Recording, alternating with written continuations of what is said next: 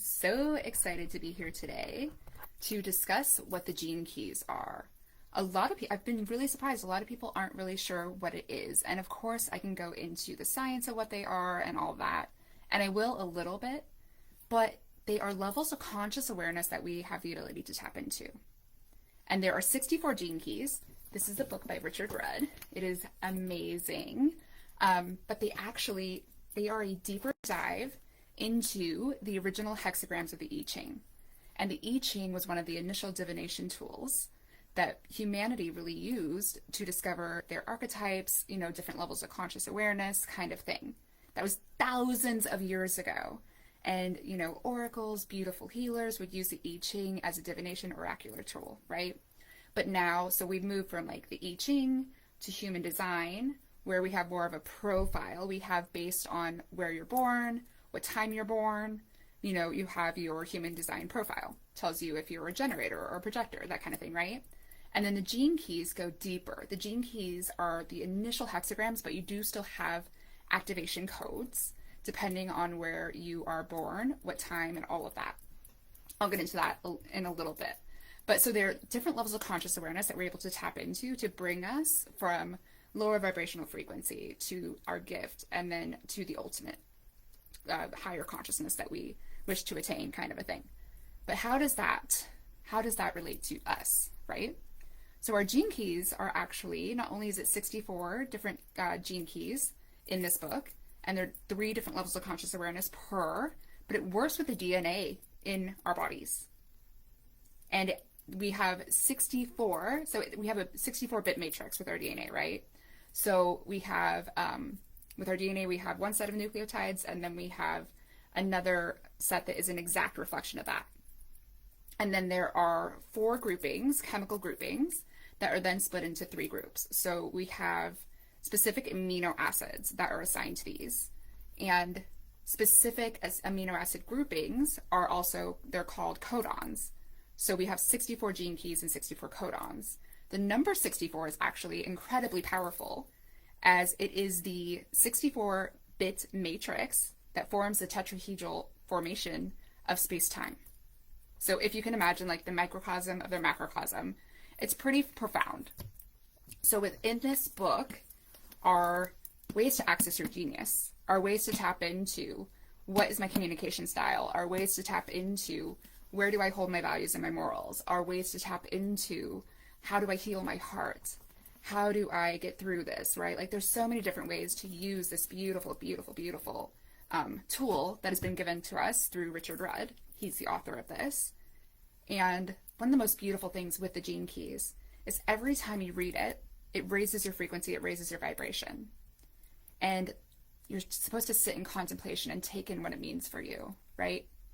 And the moment I opened up this book, got a download. I mean, I'm an energy healer, I'm claircognizant, clairvoyant, I speak light language, I'm a Seiki healer, like I do a lot of things, right?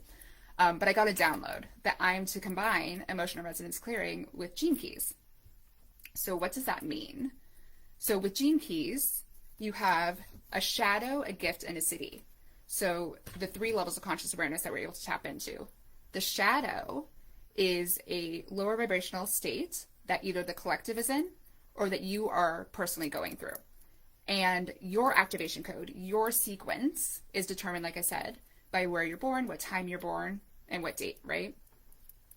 But the collective is going through this as well. And the shadow is not like this, it's not the lower vibrational frequency that we want to avoid and that we want to just like bypass over and that we want to just be in the gift and siddhi. No, the shadow in itself is a gift because it brings us to a beautiful awareness. It brings us to really being able to live in awareness and with intention. So in order to access the gift, we go through the shadow. We don't dive into the shadow and get lost in the shadow. We look into the shadow. We sit in contemplation of what this means. Where do we see this reflected in our life? How are we seeing this in the collective? How can we now be more aware, right? So we move through the shadow into the gift. And an example of this. So right now, we are on the collective. We are traversing through gene key 36. So the shadow of gene key 36 is turbulence. The gift is humanity, and the siddhi is compassion. So turbulence is the lower vibrational frequency that the collective is experiencing, or that could be possibly happening in your life right now. And then the gift is humanity.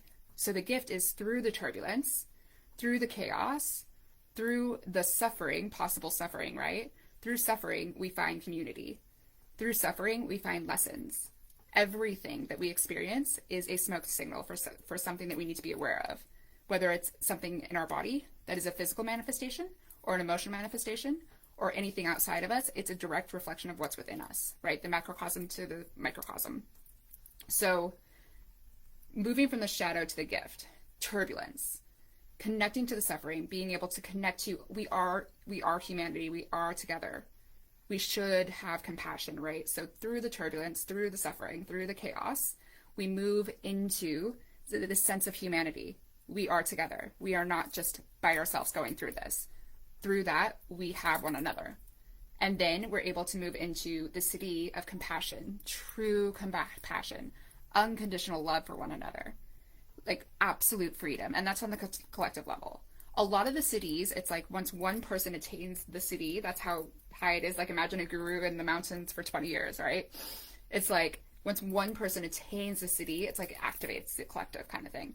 So what I'm focusing on here is the shadow and the gift. So when I read the book, I was just like, okay, yes, emotion resonance clearing mixed with the gene keys, specifically the shadow. Because not only can we sit in contemplation of what this shadow means for us, but with emotion resonance clearing, I can dive into what specific pattern is present in your life that is leading you to running on autopilot in relation to turbulence and chaos and suffering in your life, that kind of thing, right? Because just a little bit about emotion resonance clearing. So as an emotion resonance clearing practitioner, I work with 5-element theory, neurolinguistic programming, energy meridian clearing, and naturopathic guidance. So 5-element theory is based on a 4,000-year-old Taoist theory that the universe is comprised of fire, earth, metal, water, wood. We have the Shang cycle here. And that we have these elements within us. And each element is connected to a certain set of emotions and certain organs that we hold stuck in stagnant mythologies in.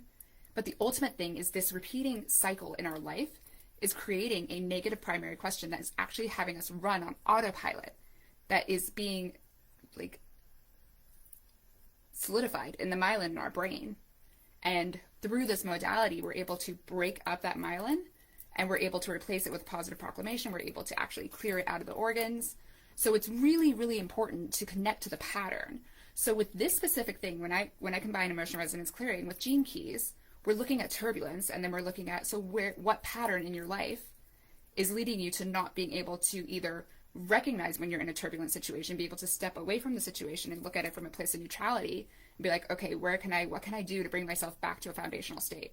What can I do to bring myself back into balance and harmony so I can really approach this turbulence, not completely suffocated and overwhelmed by it, right? So that's something that's really important. So that's what I do as an emotion resonance clearing practitioner is I look at these patterns, I dive in, and then we clear it for you. So with combination with gene keys, now you have the energetic assistance with clearing through the shadow, and then you can sit in contemplation of what the entire gene key means for you and step into the gift in the CD. And so each gene key, so the hexagrams, the initial hexagrams of the I Ching are 64, and they're placed in a circle with the gene keys. And they have, just like the DNA strands with the nucleotides, how they have the exact reflection of one another. That's what the gene keys hold. So you have a programming partner. So over here, you have 55, and over here, you have 22. So you have a programming partner. And the shadows of the programming partner, right, you have the low vibrational frequencies that are the shadow. The shadows of the programming partners together, they create a biofeedback loop.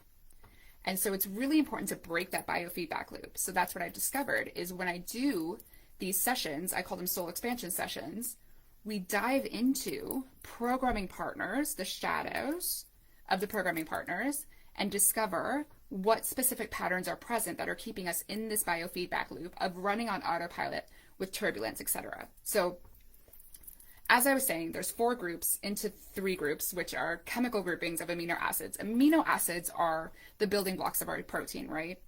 And we have 64 codons in our DNA, 64 gene keys. Each of these amino acids, so each gene key is assigned to a specific amino acid. So then those amino acid groups are called codon rings. So then there isn't just the individual gene key, there's the programming partner of the gene key, which holds a lot of magic, a lot of information, a lot of relationship that we can dive into, right? But then we have the codon rings of the gene keys. So for example, the codon ring of divinity, which is what gene key 36 is in, which is what we're currently traversing on a collective level. The shadows are weakness, turbulence, dishonor, and doubt.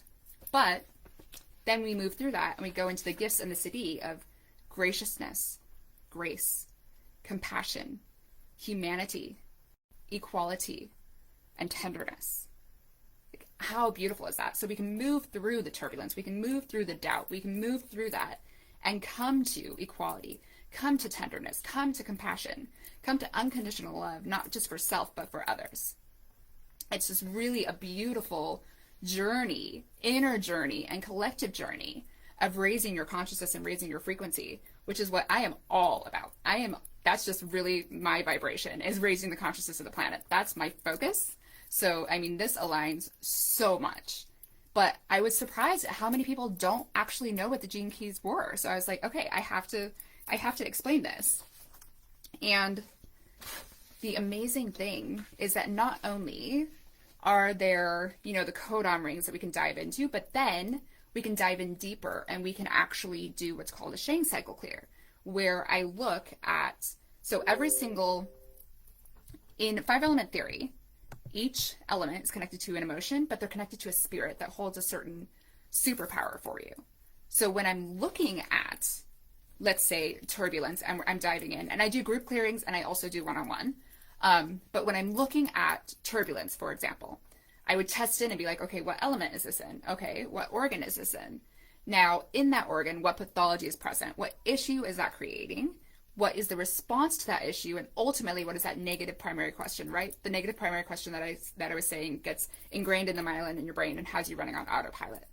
So we look at that pattern, but then we look deeper. We look, okay, is there a pattern that's creating this pattern? Or is there a pattern that was created from this pattern? And that has to do with the Shang cycle and 5-element theory. So all of the elements have mother and child, and they have controlling. So like fire controls metal, right? Fire melts metal, metal controls wood, metal can chop wood, etc., right? So I look at all the underlying patterns that are present there and we clear them. So fire, the spirit connected to fire is a Shen.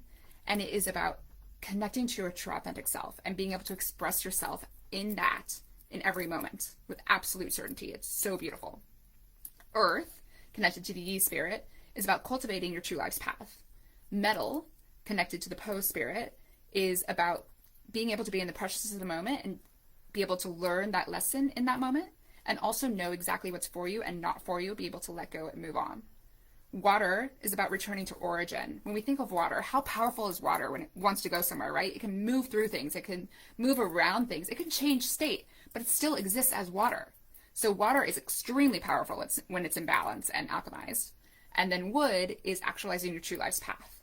So with the Shang cycle clear, we look at what is limiting or blocking you from stepping into your gift and siddhi. So we're already discovering the initial patterns of the shadows, right? We're sitting in contemplation, we're taking in this, we're able to exist with more awareness and intention as we experience this in our life. But now to really dive in and be like, okay, so what do I need to clear? What do I need to get out of my way to really allow myself to really step into this gift in the siddhi? So it's a really, really, really beautiful, powerful modality.